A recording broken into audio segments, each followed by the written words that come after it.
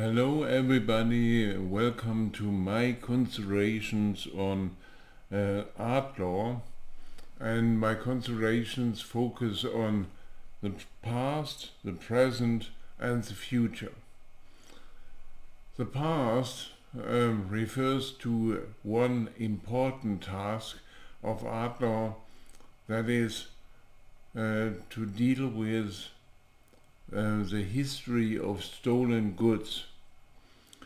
There are a lot of stolen goods throughout the world, sold by auction houses and dealers, and is a rather complicated task to trace them and to find new old rules for stolen goods, giving them back to their owners. That is a very important task in Europe, as we have special problems with stolen goods, referring to the Jewish and Nazi problems.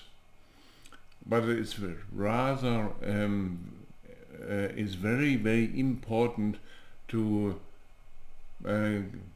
deal with the matter and to find rules for giving back stolen property in art.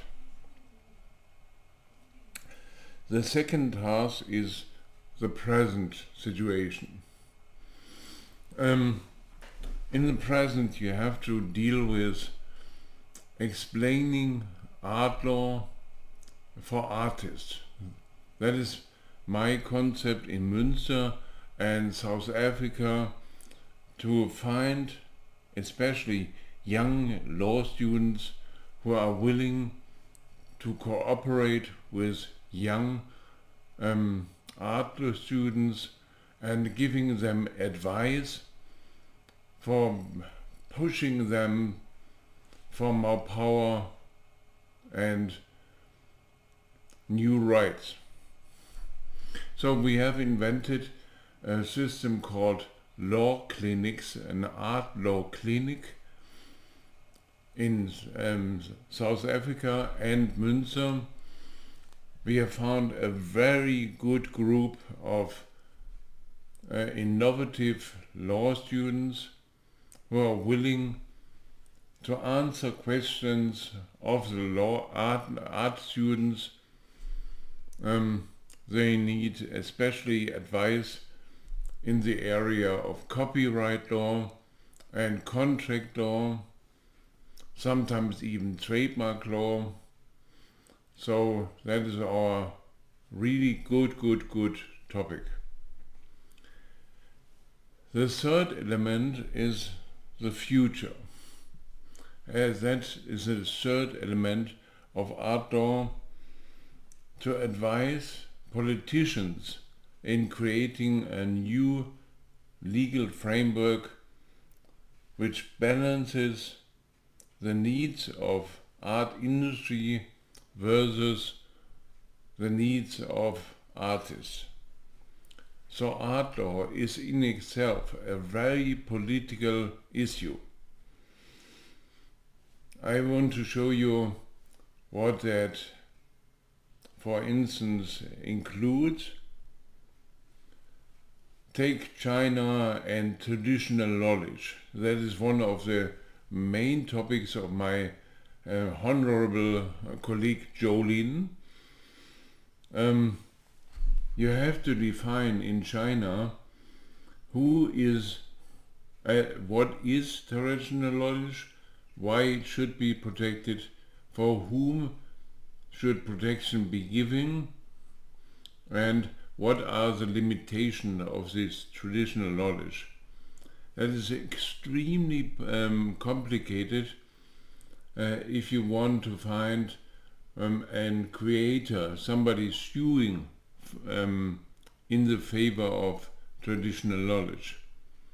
So very often you will not find one right holder, but you need to define principles such as class action.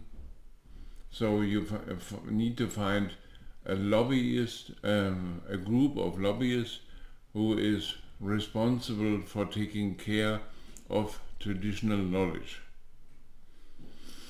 The other very important political issue is the relationship between copyright law and civil law.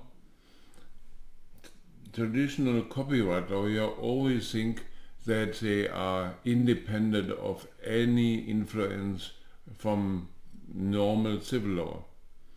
They think they are autonomous, but they are not autonomous, because copyright law is only one feature within normal civil law. So you have to show how principles like, the most strange word, licensing is only one feature of normal contract law in the civil codes. So, trace back copyright law to the historical foundations even of Roman law, and you will find a new chance for helping a lot of artists throughout the world. That leads to a third feature of political questions. You cannot define art law in a national way.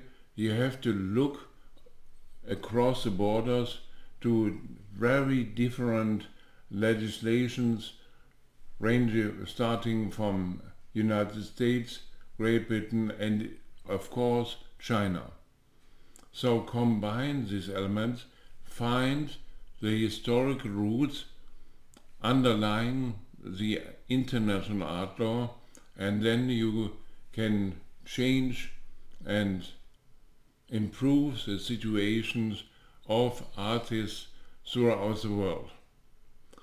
So I wish my colleague Zhou and anybody who is listening to my short presentation the best for the art law lectures, and the best, of course, for establishing an art law center wherever you are. I would really like to cooperate with you, and please send me any email, any question you have.